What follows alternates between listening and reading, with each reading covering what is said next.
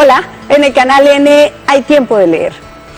Cuán importante es conocer la historia que ha marcado nuestras sociedades, que ha marcado nuestra vida.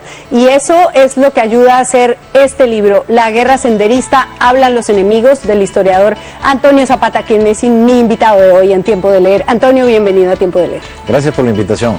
Empecemos por el título, que por supuesto genera polémica desde el arranque, y es el asunto de la guerra. ¿Fue una guerra lo que ocurrió en Perú?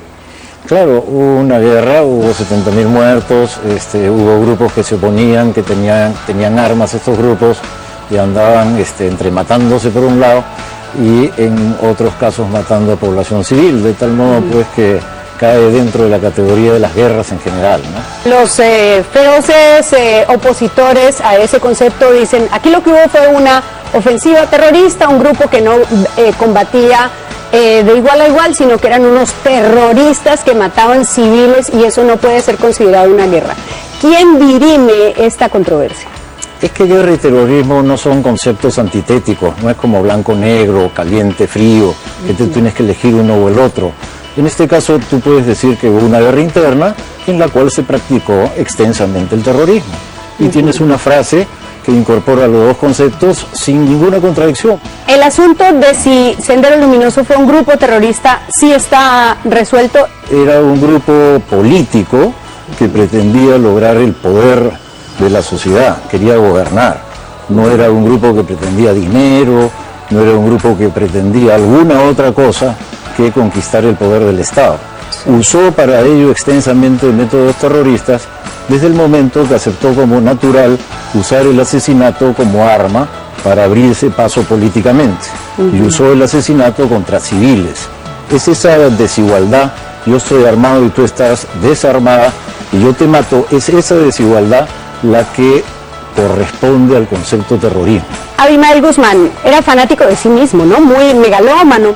Él cumplía una función que era como el ideólogo que mira hacia adelante, que mira 50 años y que genera como un mito, una leyenda en torno a lo que están haciendo. Entonces transmite como fe. El éxito de él consiste en haber confiado en mujeres para que ejecuten sus propias ideas, que no lo van a cuestionar como jefe supremo, pero que a la vez van a ser muy eficientes. ¿Por qué toma la decisión de tomar en honor a la verdad como la versión de la otra parte, ¿no?, de las Fuerzas Armadas? El Ejército ha publicado este libro que se llama El honor a la verdad, cuyo subtítulo dice Versión oficial del Ejército peruano sobre su participación en la guerra contra el terrorismo. Entonces es efectivamente una versión oficial. Lo que pasa es que no es un simple panegírico, sino que es un buen libro, bastante bien estructurado y bueno, relata de una manera cruda pero honesta el punto de vista del ejército sobre esta guerra. Entonces ahí tienes dos. Y luego hay otras memorias institucionales también importantes que el libro recoge para contrastar unas con otras, y así es el subtítulo, hablan los enemigos.